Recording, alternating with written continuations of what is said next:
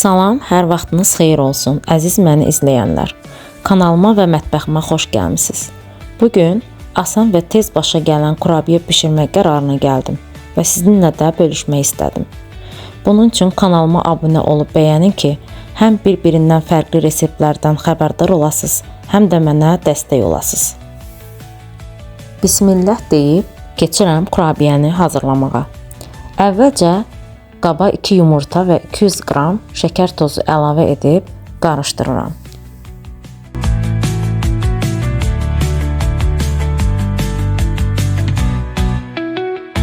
$200 ml qatığa yarım çay qaşığı çay sodası qarışdırıb bura əlavə edirəm.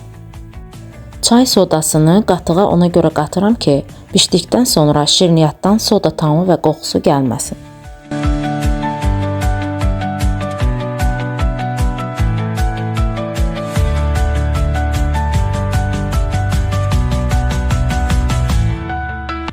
Bir paket vanil və bir paket qabartma tozunu əlavə etdikdən sonra kərə yağını əridəndən sonra alınan tortanı da bura əlavə edirəm. Torta yağlı olduğundan hələ ki yağ əlavə etmirəm. Siz istəsəniz bunu kərə və yaxud da duru yağla da əvəzləyə bilərsiniz. Ancaq bir dəfə yağın tortası ilə hazırlasanız həmişə bu cür edəcəksiniz, çünki çox dadlı olur.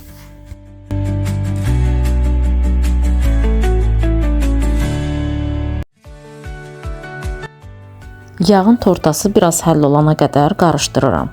Sonra 4 stəkan unu, qeyd edim ki, mənim stəkan ölçüm 200 ml-dir. Bura az-az əlavə edirəm, çünki ondan asılı olaraq ölçü dəyişə bilər.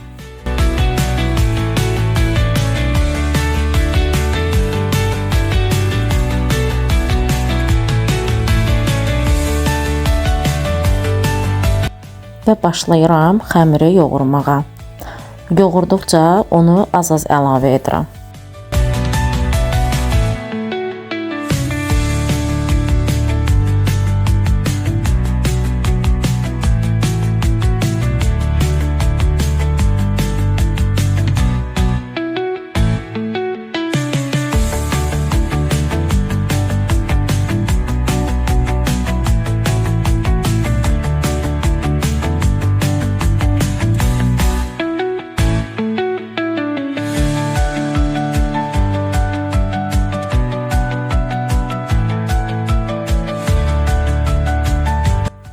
Xəmiri yoğurduqca baxdım ki, biraz yağı azdır.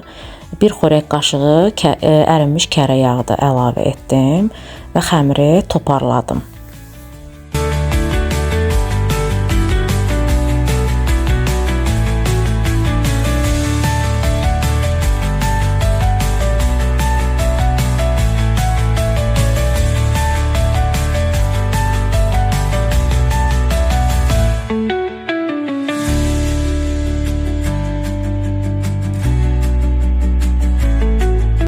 Xəmirin üzərini örtüb bir 15 dəqiqə dinlənməyə qoydum.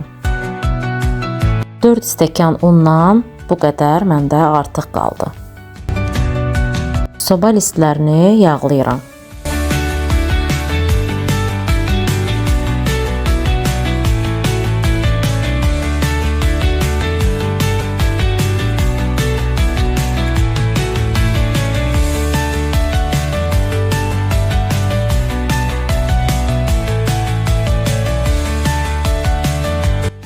Kurabiyələrə forma verib listlərə düzürəm və üzərlərini dəsmalla örtüb 15 dəqiqə gözlətdikdən sonra sobanın orta hissəsində alt-üst rejimdə 180 dərəcədə 20-25 dəqiqə ərzində bişməyə qoyuram.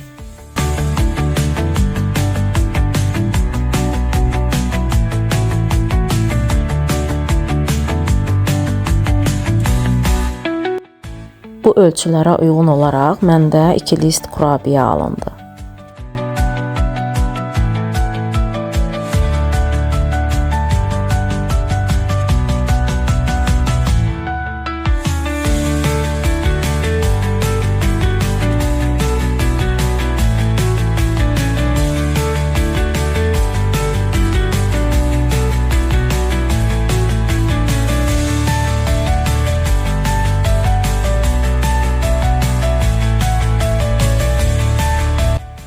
Kurabiyələr çox qəşəng şişib və ətri də bütün evi bürüyüb. Birinci listimiz bişdi artıq hazırdır. İkinci listi də eyni qaydada sobaya yerləşdirirəm. Bu da ikinci listimiz.